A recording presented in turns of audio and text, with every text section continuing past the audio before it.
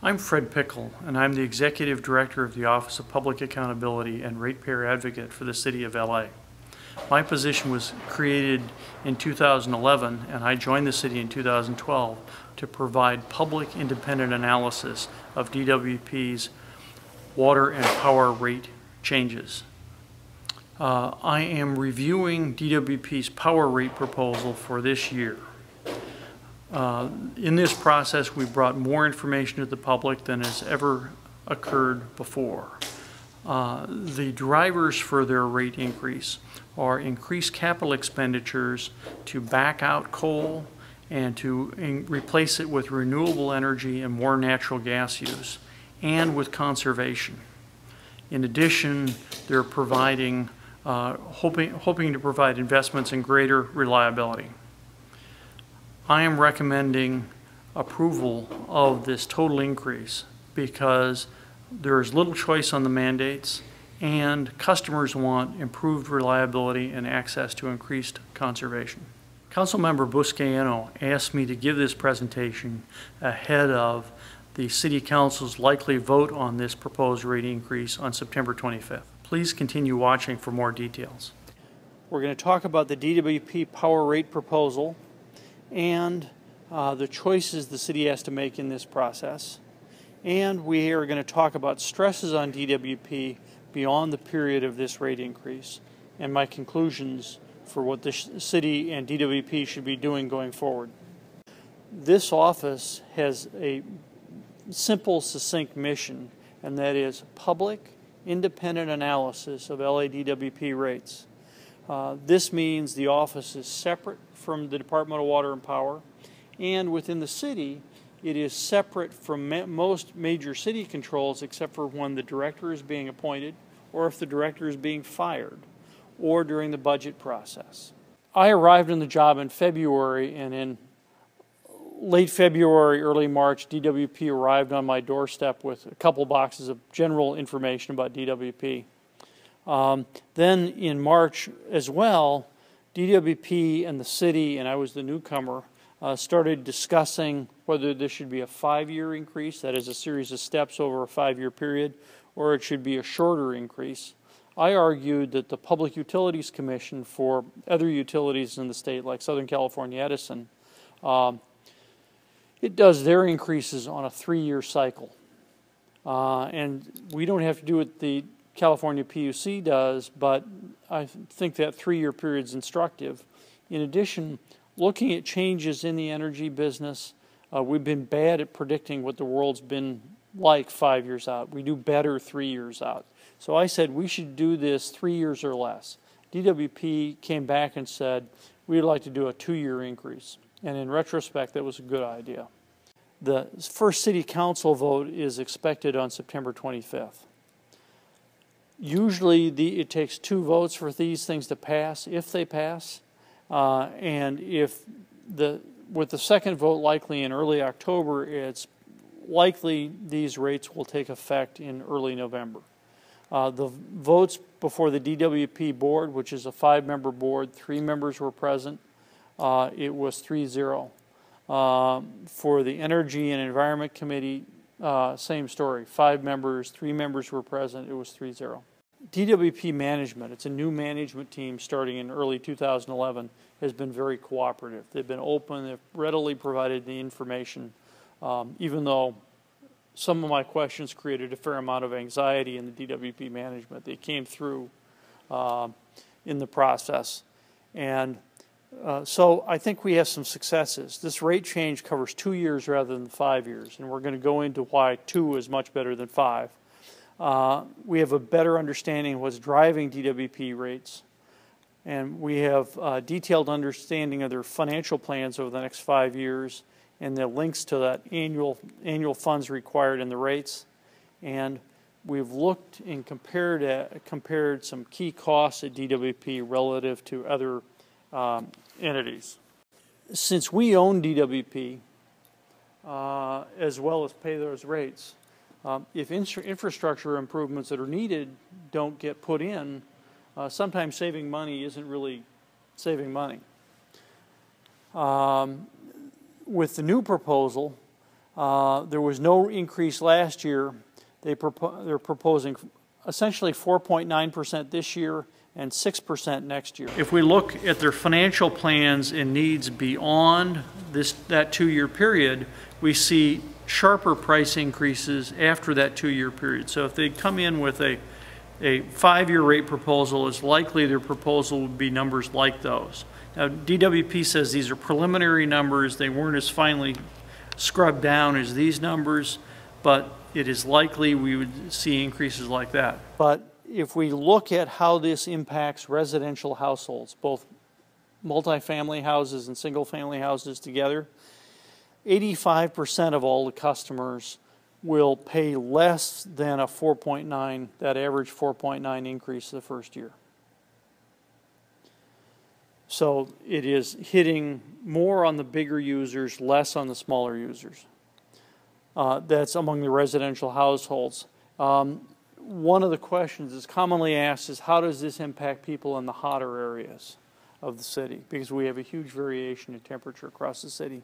If we look at the valley, which is in a hotter climate zone, it's very close to that 85%. In fact, it's 88%. Now, they're paying more they use more electricity, so they're spending more on electricity. But 88% of the valley customers in the hotter climate zone will have less than that 4.9% increase. For the whole system, the rate increase is 4.9% the first year and 6% the second year, or a total increase over the 2-year period of between 11.1 and 11.2%. For the typical residential customer, they'll see who uses 500 kilowatt hours a month. They'll only see half of that increase. They'll see about a 5.5% increase. For a high-use family, which uses twice as much electricity, that's 1,000 kilowatt hours a month. And I felt obligated to check my own usage. I live in a single-family house near Wilshire and La Brea. I use 750 to 850 kilowatt hours a month. The 1,000 kilowatt hour a month house will see an increase of about 14%. So bigger users will pay more. If we look at small commercial, the small business sector, they're seeing virtually the system average increase of about 11%. What's driving this? DWP has already invested in assets and equipment, facilities of roughly $12 billion worth of assets. Their capital expenditures over this 2-year period are $3.1 billion. And they take in revenues from ratepayers in the city about $3.2 billion. So it's as if over this 2-year period they're collecting 2 years of $3 billion and spending $3.1 billion on new equipment. About 70% of this spending is mandates. About half of this is what I'd call hard mandates, and there's one soft mandate. The soft mandate is state law requires DWP to set a conservation goal to achieve by 2020. DWP has selected a 10% conservation goal. In comparison to other utilities in the state, that's not particularly aggressive. But that portion of the rate increases due to that mandate. In addition, we have the renewable portfolio requirements established under Schwarzenegger and then turned into law under Jerry Brown. These are large renewable energy purchases, and these are solar rooftop additions. In addition, there's been a federal environmental requirement that's been implemented by a state water board, so it's both a federal and a state mandate, that requires us to rebuild the ocean-sited power plants that use ocean water for cooling, so they're no longer using ocean water for cooling. We're completely switching the power technology and replacing those plants. The problem is those sites are already tightly constrained. We can't eliminate any of these power plants without jeopardizing reliability to the city. DWP is doing a series of reconstructions over the next 20 years. putting in new generators and taking out the older generators. The new generators are more fuel efficient and they're able to start and stop quicker. So when we're adding those renewables, which are up and down, they'll work better with more renewables. The third component that's part of this is we're increasing these renewables and rebuilding these power plants to essentially replace them with natural gas and with renewable energy. So we're pushing out coal, adding natural gas and renewables. And then in the non-mandated category, we're expecting fuel costs to go up over the next couple of years. When this was provided to me in the first quarter of this year, the fuel costs were at a low point over the past decade. Natural gas prices were at a low. They're expected to increase somewhat, and that reflects that expectation on prices. And then, in addition, DWP is proposing increasing their program for power reliability.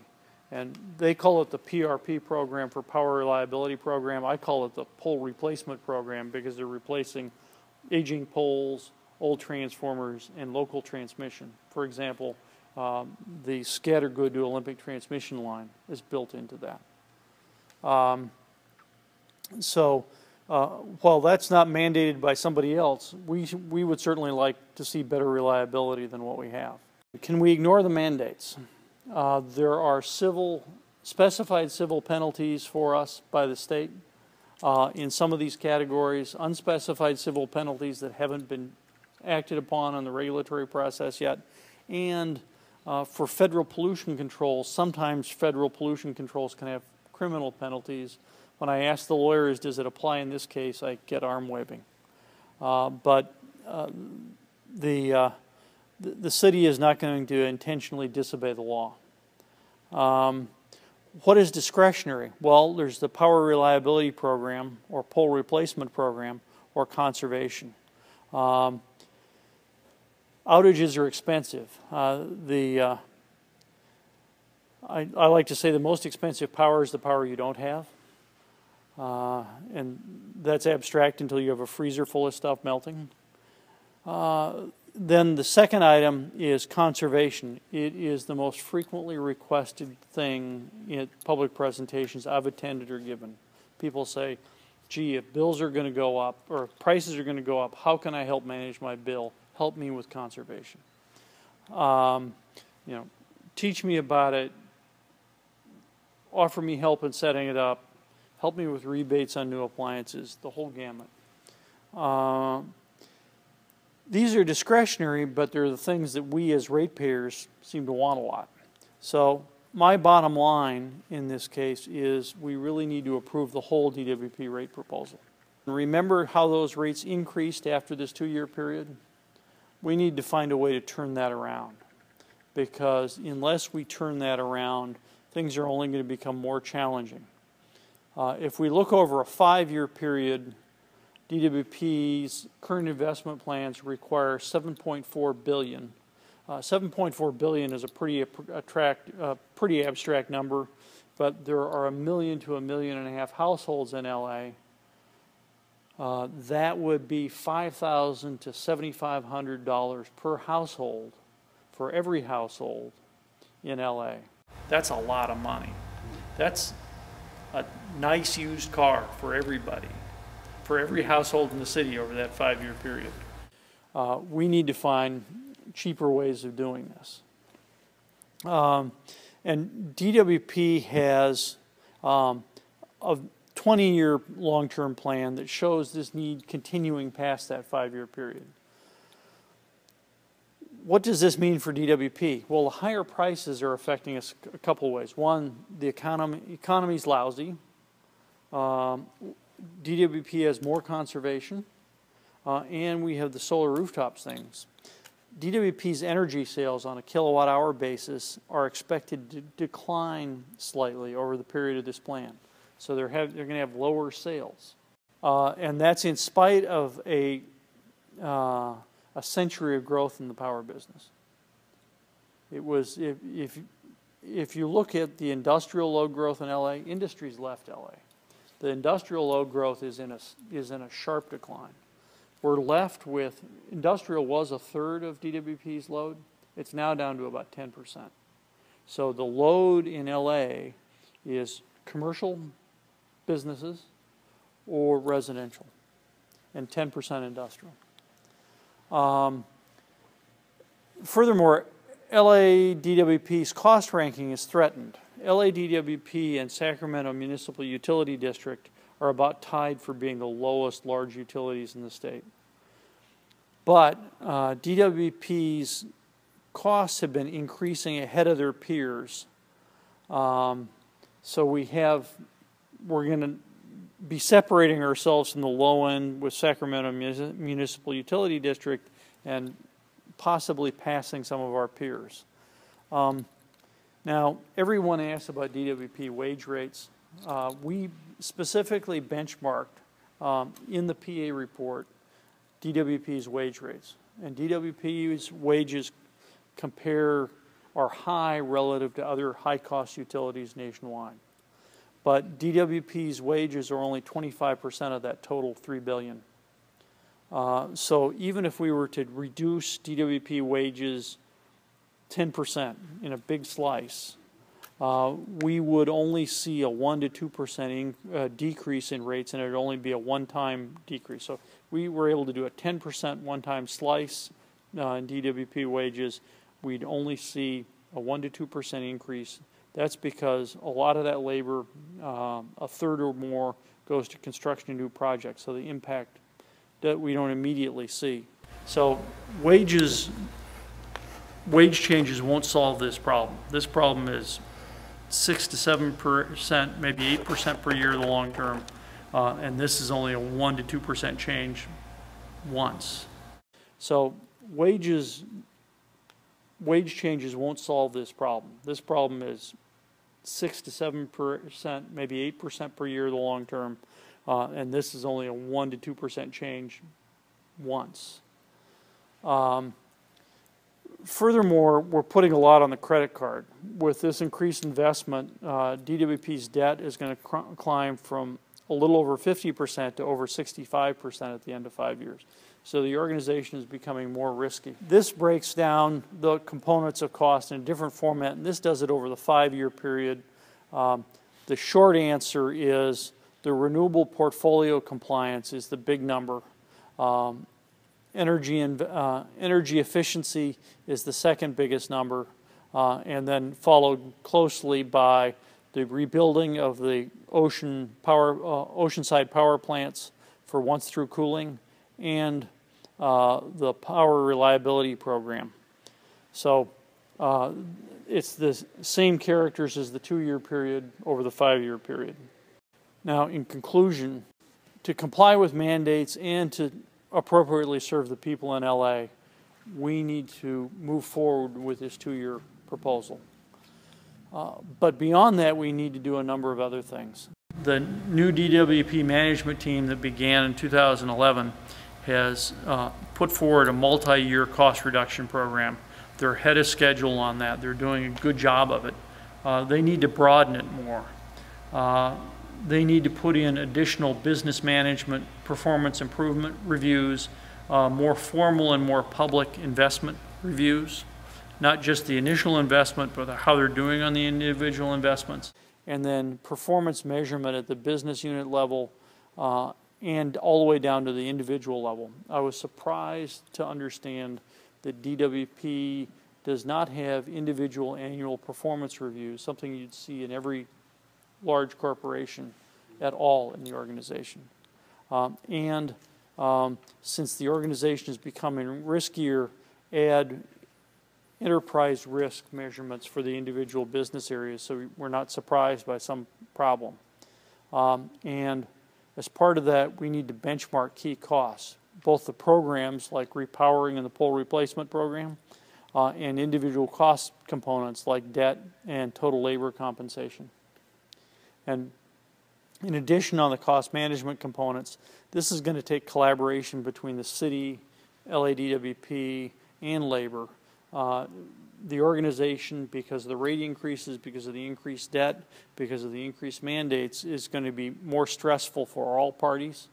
We need some compromises on some components, including fewer restrictions on contracting out, and there need to be process improvements in the organization to automate some things that haven't been automated in the past, do some things differently. And finally, since we're relying more on natural gas, and sometimes natural gas prices are very volatile, they need to do some contracts to manage that risk. And lastly, we need to address some of these state and federal mandates from a ratepayer perspective. The city, the Ratepayer Advocate, DWP, all need to speak up and say, gee, can we delay this? Can we move the deadline on this? Can we move an intermediate deadline on this if it offers an opportunity for us to be able to do some of these things at lower cost? So how do we stand at the end? We've had some successes on increased transparency. We've gotten more information out in public than DWP ever has in the past. We have a shorter rate increase period that should hopefully allow us to fix some of these issues before we come to the next rate increase in 3 years.